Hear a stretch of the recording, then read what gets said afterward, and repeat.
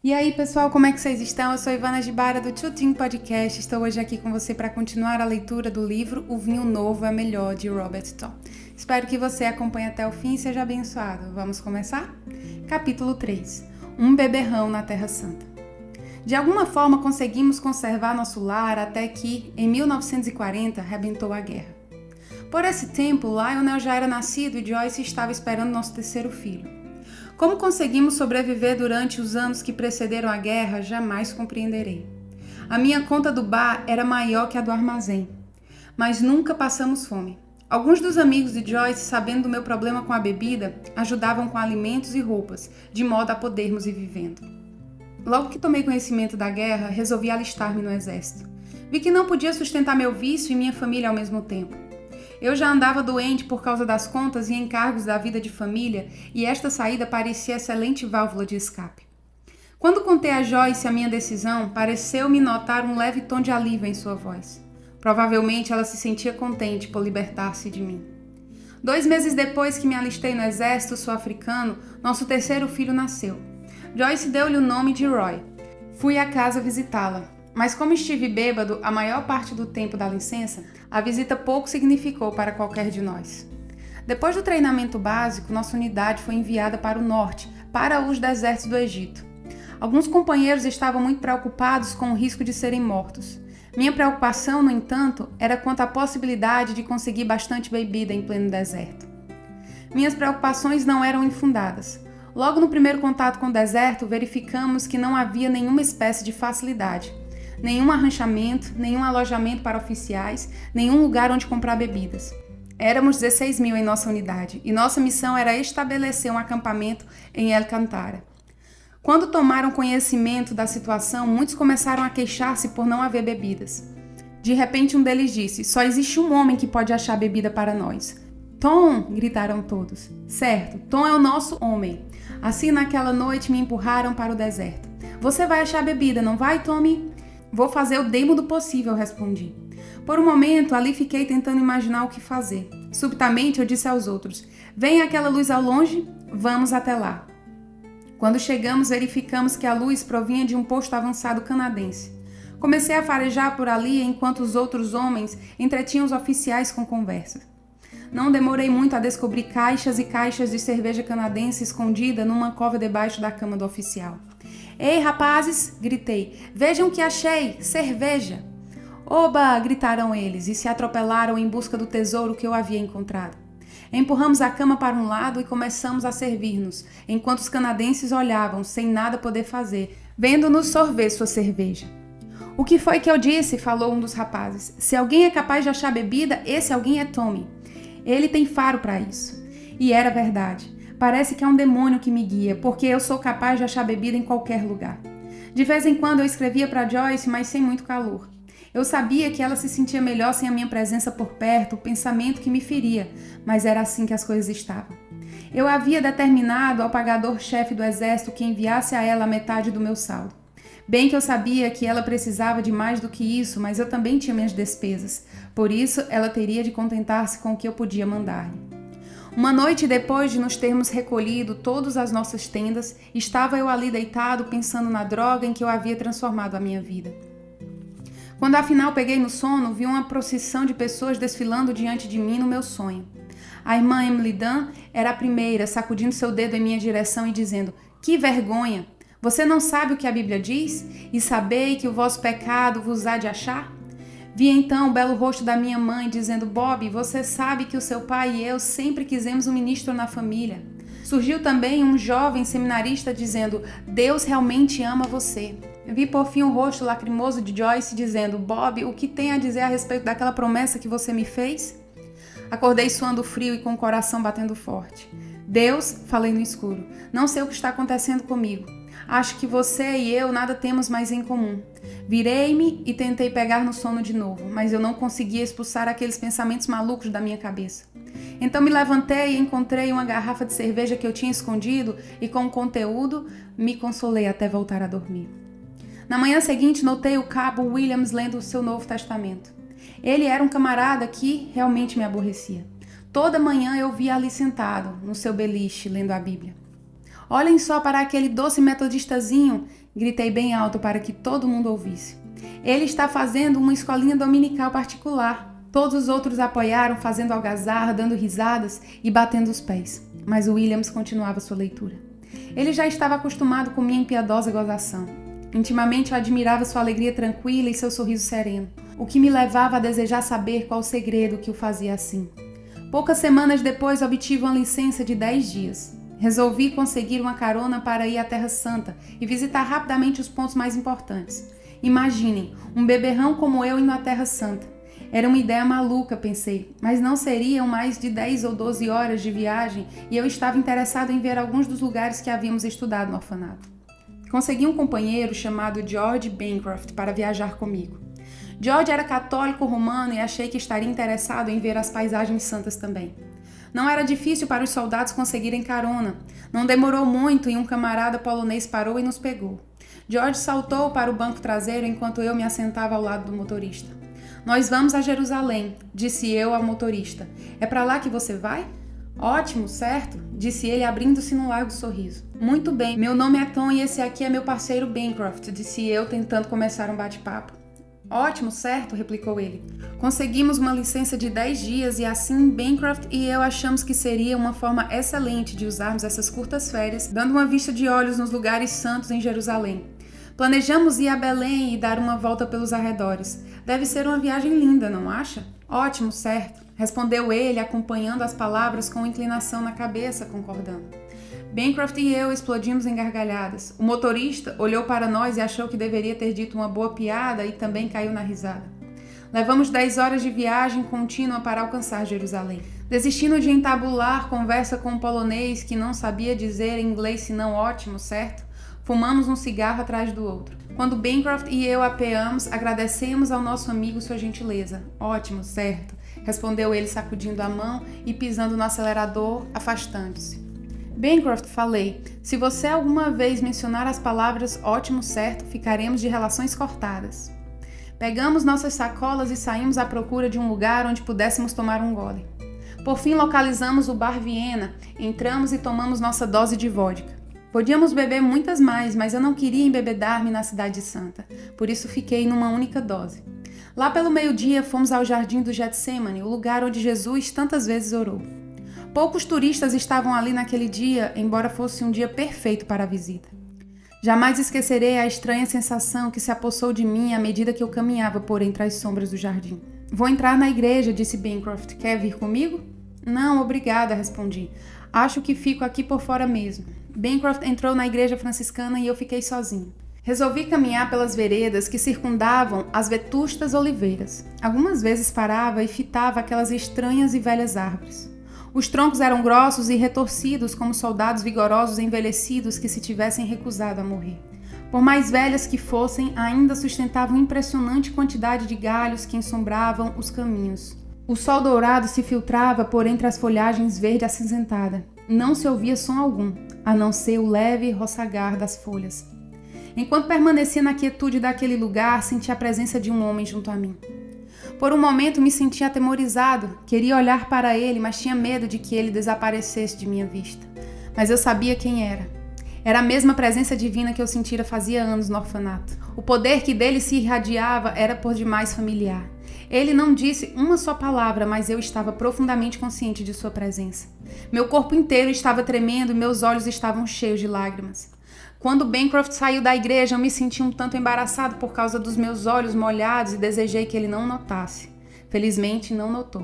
Demoramos no jardim um pouco mais do que havíamos planejado, por isso tivemos que rumar depressa para o Calvário e para o túmulo no jardim. A mesma presença divina que eu sentira debaixo das oliveiras continuou a estar comigo, apesar de nossa pressa. Mais para a tarde conseguimos carona para vencer os 8 quilômetros até Belém, graças à camaradagem do pessoal de um caminhão do exército. Queríamos ver a igreja da Natividade, que supostamente está construída no lugar onde Jesus nasceu. Nosso guia nos disse que aquela era a igreja mais antiga da cristandade. Não fosse pelos 3 campanários, ela se parecia mais com um complexo de estruturas militares fortificadas. Suas paredes de pedra cinzenta eram altas e rugosas, com janelas muito pequenas. Naquele dia, até que havia um bom número de turistas por lá. Antes que nos permitisse entrar na igreja, tivemos que comprar uma vela. Eram vendidas ao preço de 10 centavos cada uma. A seguir, nosso guia levou-nos a uma abertura muito pequena na parede, medindo cerca de 1,30 m de altura. Esta é a entrada da igreja, anunciou ele. Vocês terão de firmar-se nas mãos e nos joelhos para poderem entrar. Então ele se pôs de quatro e engatinhou a igreja adentro com Brancroft e eu atrás dele. Uma vez lá dentro comentei com o guia, isso é estranho, por que eu preciso ficar de quatro para entrar nesta igreja? Ah, disse ele com um piscar de olhos, mesmo o rei da Inglaterra tem de dobrar os joelhos para entrar no lugar onde nasceu o rei dos reis. Sim, disse eu, mas qual é a explicação real? Foram os cruzados, disse ele. Ouça, quando a igreja foi construída, a porta originalmente media 6 metros de altura. Foi feita assim para que os guerreiros montados pudessem entrar com facilidade. Mas uma porta assim alta mostrou ser sério problema na defesa da igreja ante os atacantes. Por isso, posteriormente, resolvemos baixar para a altura que tem hoje, de modo a mais facilmente poderem defender o edifício. E essa é a real explicação? Digamos que é uma explicação, respondeu ele. Nós cristãos de Belém ainda cremos que Deus pôs sua mão na disposição da entrada desta igreja de modo a que todo joelho tenha de se dobrar ao passar por ela. Talvez seja assim, repliquei, duvidoso, enquanto atravessávamos o vestíbulo. Entramos a seguir numa elegante basílica com 5 naves laterais e com colunatas em ambos os lados. Andamos até a fachada da basílica, passamos por uma porta, descemos um lance de escadas e fomos ter ao lugar onde Jesus nasceu. Enquanto esperávamos em fila para nos ajoelharmos diante da estrela de bronze que, no chão, como se supõe, assinala o ponto exato, notei um homem à nossa frente que estava com o uniforme da Força Aérea Britânica. Quando se ajoelhou à direita da estrela com a vela na mão, aquele cabo grandalhão começou a chorar e a orar como uma criança. No meio do silêncio do ambiente, podíamos ouvir cada palavra de sua oração. Eu te dou graças, Senhor, porque desceste a esta manjedoura para nascer por mim, disse ele. Graças te dou, Senhor, porque salvaste minha alma. E ali, ajoelhado, não se envergonhava de chorar diante de todos. De novo senti a mesma presença envolvendo-me. Estava além do que eu podia suportar ver aquele enorme soldado chorando daquele jeito. Virei-me e comecei a sair. No momento em que começava a subir a escada, um barbudo sacerdote grego ortodoxo se dirigiu a mim, pôs as mãos sobre os meus ombros e orou. Que a alma deste peregrino seja salva em nome de Jesus. Isso custa um shilling. Amém. Achei certa graça no incidente, paguei o shilling e fiz uma oração silenciosa pedindo a Deus que atendesse à petição do sacerdote. Tive certeza de que Deus estava tentando dizer-me algo. Alguns dias depois, Bancroft e eu regressamos ao nosso acampamento militar no Egito. Lá pelas 5 horas da tarde, a hora em que chegamos, as cantinas estavam se abrindo, grupos de companheiros a elas se dirigiam em busca de bebida. Fiquei parado ali por uns minutos, meus olhos perscrutando ansiosamente a multidão à procura de um certo homem. De repente o localizei. Capelão, senhor, gritei. Capelão, preciso falar com o senhor. Ele também estava indo pegar seu trago. Sim, atendeu ele um tanto impaciente. De que se trata? Senhor, acabo de chegar de Jerusalém e não sei o que está acontecendo comigo. Não consigo praguejar, não consigo beber, não consigo fumar, nem um cigarro. Estou precisando de um auxílio. Preciso conversar com o Senhor. Eu quero ser salvo. Ele me examinou da cabeça aos pés por um momento e então disse: Desculpa, soldado, eu estou muito ocupado. Noutra ocasião falaremos. E lá se foi, cantina adentro, tomar seu trago. Minha vontade era dar um estrilo. Minha vontade era xingá-lo, mas nada disso eu podia fazer. De fato, nas 2 semanas seguintes não pude tomar um gole ou acender um cigarro. Não pude nem mesmo ir ao cinema. Tudo o que eu podia fazer era pensar a respeito de Jesus. Continuei procurando alguma coisa que pudesse ler e que me orientasse acerca de como ser salvo. Acabei encontrando uma tradução moderna das cartas de Paulo. Como gostei de ler aquele livro. Era como um gole de água fria no meio do deserto. Embora não compreendesse tudo naquela leitura, senti que estava no caminho certo. Meus parceiros de copo não podiam compreender o que acontecera comigo. Ei, Tommy, diziam. Venha, vamos tomar um trago. Obrigado, dizia eu, mas eu deixei a bebida. Homem, o que está acontecendo com você? Insistiam eles. Você ganhou a sorte grande ou algo parecido? Talvez esta vida danada do deserto esteja perturbando, sugeriu outro. É isso aí, disse outro. E sabem quem está indo no mesmo embalo? Eu. Esperem um minuto, rapazes, pedi. Posso explicar tudo se vocês quiserem ouvir.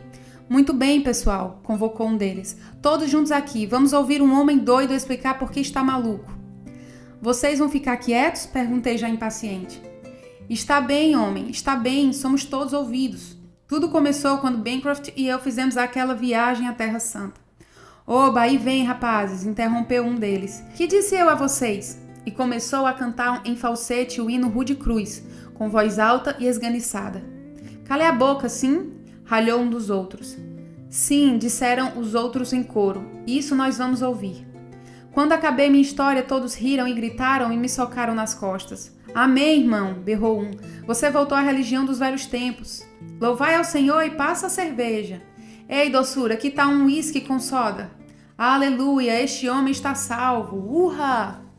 Eu estava tão zangado que seria capaz de mastigar pregos. As cotoveladas abri caminho através do anel de camaradas que se riam ao redor de mim e me dirigi à cantina. Vou mostrar a esses idiotas, disse de mim para mim, que eu sou capaz de consumir mais cerveja que qualquer um deles. Mas quando cheguei à entrada da cantina, não pude entrar. Não posso explicar por quê. Só sei que não pude. Capítulo 4. Mudança para pior. Alguns dias depois, nos deslocamos do Egito para o Teatro Europeu de Guerra na Itália. Isso foi em 1943. Desembarcamos primeiro em Tarento e depois cruzamos a península rumo a Nápoles. Dali, na retaguarda das forças norte-americanas e inglesas, nos deslocamos para Roma, onde ocupamos algumas fábricas e passamos a produzir suprimentos necessários às forças aliadas. Durante todo o tempo em que estive em Roma, andei sempre com o coração voltado para Deus. Toda vez que os bombardeios alemães voavam baixo sobre nossas barracas, eu sentia como minha vida podia ser extinta. A qualquer momento, de dia ou de noite, os alemães podiam lançar sobre nós um bombardeio em massa e seríamos soprados para a eternidade. Por isso, nos fins de semana, comecei a buscar Deus em muitas das maiores igrejas de Roma. A coisa, porém, era desencorajadora. Não importa para onde eu olhasse, Deus parecia estar muito longe. Um dia, já um tanto desesperado, fui ao Vaticano e orei na Catedral de São Pedro. Com certeza acharei Deus aqui, pensei, mas nada aconteceu. Entretanto, ao sair da igreja, fui detido por uma jovem mulher de cabelos pretos com um bebê no colo. Ei, soldado, chamou ela puxando-me pelo cotovelo. Você ajuda a pobre viúva de guerra? Mas, certamente, madama, repliquei. O que posso fazer por você? Ela se encostou em mim e cochichou no meu ouvido. Você veio à minha casa e dormiu comigo esta noite? Eu dormi com você toda a noite barato. Afastei-me dela aborrecido. Sabe, senhora, já tenho muitos problemas, disse eu. Você devia estar envergonhada de si própria. Desculpe, soldado. Eu não ter outros meios de ganhar dinheiro. Meu bebê estar com fome. Ninguém ligar. Meu marido estar morto. Minha família não me ajudar. Certo, mas e a igreja, disse eu. Eles deveriam ajudá-la. A que igreja pertence você? Igreja? Respondeu ela. Eu frequento essa igreja. A de São Pedro? Sim. E você não pode obter auxílio deles? Não, soldado. Eles não ajudar lixo como eu. Macacos me mordam, disse eu. Se Deus é isso, então não quero conhecê-lo. Dei-lhe alguns dólares e desci a rua bastante desanimado. Estas igrejas do demônio, disse a mim mesmo, são todas iguais, são exatamente como aquele pessoal do orfanato. Falam de amor, mas não têm amor algum. Quanto mais pensava no assunto, mais desgostoso me sentia. Não tinha eu percorrido Roma inteira à procura de Deus e o que eu conseguira? Nada, a não ser os pés doloridos e decepção. Deus? Incomodou-se ele? Cheguei a duvidar de que ele soubesse de minha existência. Em meu desalento, a antiga sede da bebida começou a voltar. Que mais poderia eu procurar? Eu não podia perceber alguma razão para privar-me de um bom trago. A bebida era escassa durante os anos de guerra, mas alguns dos meus amigos me haviam falado de um fazendeiro que tinha uma destilaria nos arredores de Roma. Então, no domingo seguinte, à tarde, fui até lá de carona, ver se poderia conseguir um gole. Era uma fazenda de criação de porcos. O ar estava pesado, com um mau cheiro de estrume e restos de comida em decomposição. Caminhando até o celeiro, onde o fazendeiro estava trabalhando numa velha carroça, falei: Ei, ouvi dizer que você tem vinho, é verdade? Sem levantar os olhos do serviço, ele respondeu: Sim, tinto e branco. Trouxe dinheiro? Claro, respondi. Quanto cobra para encher o cantil? $2. O quê? Você está ganhando dinheiro, não está? Leve ou deixe? Eu levo. Dei-lhe o dinheiro e ele me levou para trás do celeiro, descendo para um pequeno quarto. Qual prefere, tinto ou branco? Perguntou. Tinto. Com um cantil cheio, saí e me encostei na cerca quebrada que ficava em volta da pocilga, sorvendo vagarosamente o vinho morno enquanto observava os porcos fossando ali, nas poças de lama.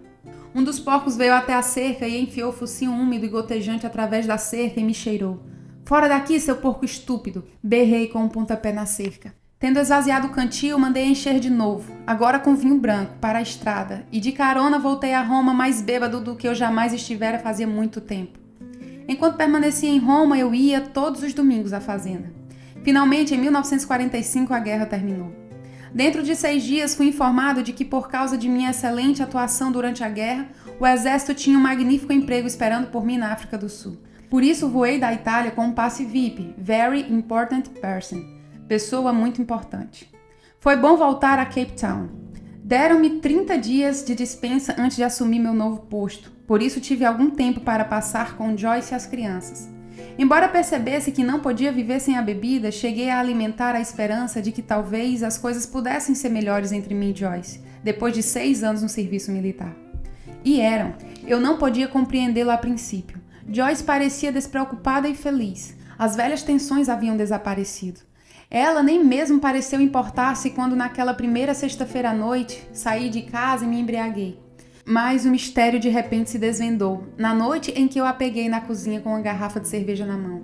Joyce, berrei, que diabo está você fazendo? Oh, ainda não disse a você? Replicou ela com um sorriso malicioso. Descobri um novo passatempo. Ali fiquei paralisado pela descrença, quando ela, com toda a calma, pegou 2 copos do guarda-louças, esvaziou neles o conteúdo da garrafa e me entregou um copo. Tome, disse ela, você parece estar precisando de um bom trago. Peguei o copo que ela me dava, hesitantemente, e me sentei na mesa da cozinha. Você está querendo me dizer que está bebendo? Perguntei. Que lhe parece, soldado? Replicou ela, enquanto sorvia a espuma que transbordava do seu copo. Espere aí, falei eu. Mulher minha não vai tomar essa beberagem. É? Não vejo por que não, replicou ela com certa aspereza. Se você pode fazê-lo, por que não eu? Eu não podia acreditar. Minha esposa, bebendo, era uma mudança para pior. Alguns dias depois, entretanto, comecei a me acostumar com a ideia e passamos a ter bebidas em casas entregues em caixas. Agora, além de sair com os companheiros nas noites de sexta-feira e sábado, eu podia beber a qualquer hora que quisesse. Foi isso que passei a fazer. Passava bêbado a maior parte do tempo e algumas vezes Joyce se embriagava comigo. Cheguei a tal ponto que eu não aguentava ficar senão umas poucas horas sem beber.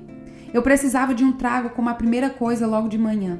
Também no almoço e no jantar, não ligava para a comida, tudo o que eu queria era uma boa bebida forte. Ao fim dos 30 dias, estava empregado no corpo de desmobilização em Cape Town, dispensando os rapazes do serviço militar. Havia uma enorme avalanche de camaradas que tinham estado esperando subsídios como incapacitados e bolsas de estudo para se matricularem em universidades. Apesar do meu problema com a bebida, dei conta do recado e em 3 semanas estava tudo resolvido. Meus oficiais superiores estavam ao par do meu problema com a bebida e queriam despedir-me. De fato, no dia em que o médico do exército me examinou com vistas à dispensa, eu estava bêbado. Terminado o exame, disse ele aos oficiais: se este homem for dispensado, seus filhos perecerão de fome e de forma alguma conseguirá ele emprego em qualquer outro lugar. É provável, replicou um dos oficiais, mas 6 anos no exército é tempo demais. Eu discordei. Se meu tempo no exército estava ultrapassado, achei que era melhor unir-me à marinha. Eu sabia que poderia conseguir um mundo de bebida barata estando em serviço na marinha, o que era muito mais do que eu jamais conseguiria na vida civil. Assim, às 11 horas e 59 minutos de 1º de junho de 1946, fui desligado do exército e 2 minutos depois eu me tornei, oficialmente, um marinheiro da Marinha Sul-Africana. Por causa do meu registro de desempenho no Exército, ganhei numa ordem de serviço no 1º dia da Marinha 6 promoções. Mas por causa da minha experiência na contabilidade na Companhia dos Elevadores Otis, acharam eles que tinham uma função que reclamava minha habilidade. Todas as contas de guerra da Marinha tinham de ser regularizadas com vistas à conversão para o tempo de paz. Com o objetivo de dar conta dessa tarefa, fui designado para o HMS Bon One, na base naval de Cape Town, o que me permitia viver em casa com a família. Durante aqueles dias foi o mesmo velho círculo vicioso, embebedando-me como um louco, vivendo para o diabo, sem tempo para Deus, sem tempo para a igreja. Mesmo assim, eu pretendia ser um bom metodista. O médico da Marinha me examinou um dia e me disse que eu tinha bebido tanto que a bebida havia destruído um dos meus rins. Achei depois que ele apenas me dissera isso para me assustar e me fazer deixar a bebida, mas eu não podia parar. E não estava bebendo apenas em casa, mas andava de volta aos bares e com muita frequência. Parecia que eu estava fisgado para sempre. Então é isso, pessoal, terminamos mais um capítulo. Na verdade, hoje foram 2 capítulos e próxima semana teremos mais. Então continue conosco até o fim, porque esse livro é maravilhoso. Eu tenho certeza que você vai sair daqui abençoado. Próxima semana tem mais um capítulo e Deus abençoe você. Tchau, tchau!